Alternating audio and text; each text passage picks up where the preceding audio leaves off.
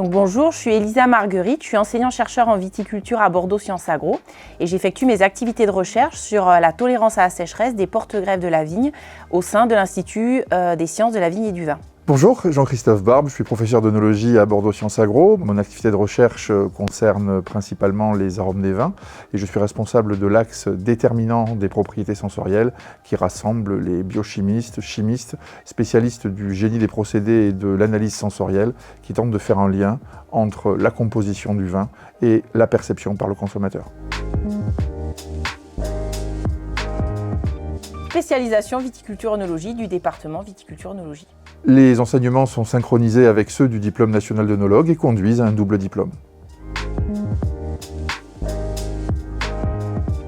On dirait vigne jusqu'au vin avec une approche intégrée du vignoble jusqu'au produit fini.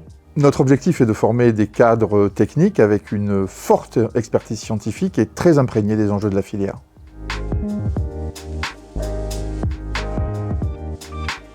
Il s'agit d'étudiants qui ont de manière évidente un grand attrait pour le produit et qui ont aussi une image très positive de la filière qui est une filière agricole à valeur ajoutée marquée. Et la majorité d'entre eux ne sont pas du tout issus du milieu viticole, donc ça n'est pas un élément bloquant pour leur apprentissage.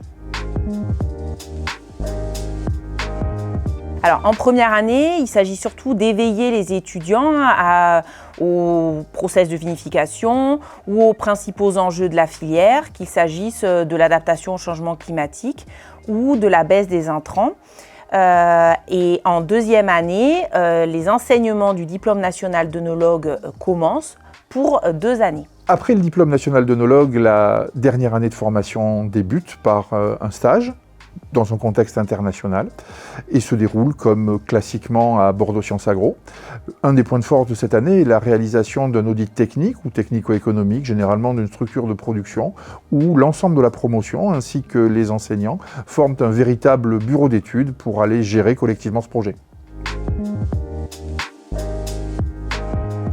Tout d'abord, le double diplôme qui, en plus de conférer de réelles compétences et capacités professionnelles, est gage d'une vraie employabilité. Ensuite, les périodes de stage, les 17 mois de stage tout au long de la formation, qui vont véritablement permettre aux étudiants une réelle immersion dans le monde professionnel.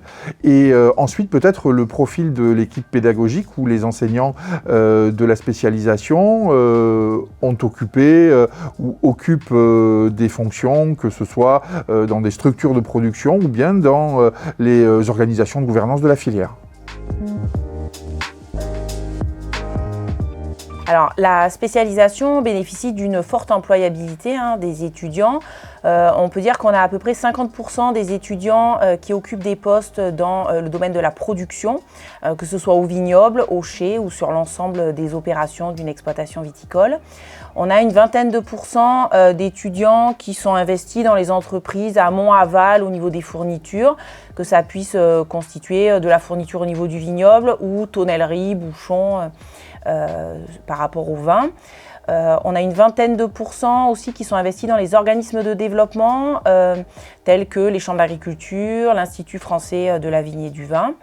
Et les 10% restants constituent en fait des étudiants qui s'investissent dans l'enseignement ou dans la recherche publique ou privée.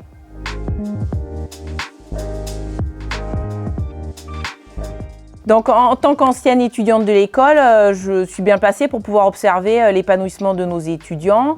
Je pense qu'ils apprécient la bonne entente dans l'équipe, le bon fonctionnement que l'on a entre nous et qui facilite leur apprentissage tout au long de leur formation. Qu'est-ce qu'on pourrait rajouter d'autre Je crois tout ce qui a trait aux spécificités de la formation dans une école d'ingénieur, avec en premier lieu un travail en petits groupes, une réelle proximité des enseignants avec les étudiants lors des projets. Ce sont des choses qui sont généralement soulignées par les étudiants lors de l'évaluation des enseignements.